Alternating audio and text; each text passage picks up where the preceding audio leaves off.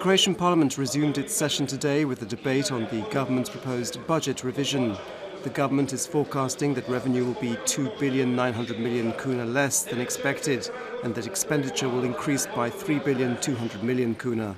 This means that the state deficit will increase to 6 billion kuna.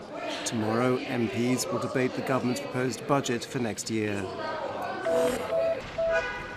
Responding to questions posted through social networking sites, Finance Minister Slavko Linic has said that taxes are not the problem for Croatian citizens, but rather unemployment and the fact that the majority of pensions are too small. He added that the so-called property tax would probably be introduced next year, emphasizing that the Catholic Church in Croatia would also be expected to contribute towards it. President Ivo Josipovic yesterday dismissed speculation that he was in conflict with Prime Minister Zoran Milanovic over his reaction to the incident that marred the Vukovar Remembrance Day commemorations earlier this month. After the state's top officials were blocked from joining the memorial procession, Josipovic announced that he was dissatisfied with the intelligence services and would be seeking a detailed report from them. Milanovic responded by saying he didn't see the need for such a report as no laws were broken.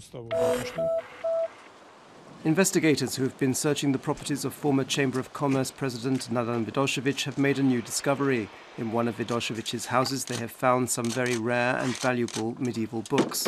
These books were among the first to be printed and date back to the second half of the 16th century. Vidošević is being held in investigative custody on suspicion of involvement in an embezzlement scandal at the Croatian Chamber of Commerce. Prime ministers from Central and Eastern European states are in Bucharest trying to persuade Chinese Prime Minister Li Keqiang and the 400 accompanying Chinese entrepreneurs to invest in their countries. Among them is Croatia's Prime Minister Zoran Milanovic. China is the second biggest economic power in the world and is looking to invest $10 billion in European projects. In sport, Zagreb's ice hockey team Medveščak has a new offensive player, 21-year-old Swede Erik Neuström, who previously played for the Hamilton Bulldogs in the United States. He also has played for Sweden's under-21 team. His first match should be on Thursday when Medveščak plays Sibir. In the meantime, Zagreb's Bears will take on Salavat Yulayev from the town of Ufa in the Russian Federation. Face-off is 7:30 p.m. this evening. This afternoon's forecast calls for mostly cloudy and windy weather in most of the country. In Slavonia, Posavina, Lika and in parts of the Dalmatian interior there'll be some snow, with rain along the southern Adriatic coast and wind-driven snow possible along other parts of the coast.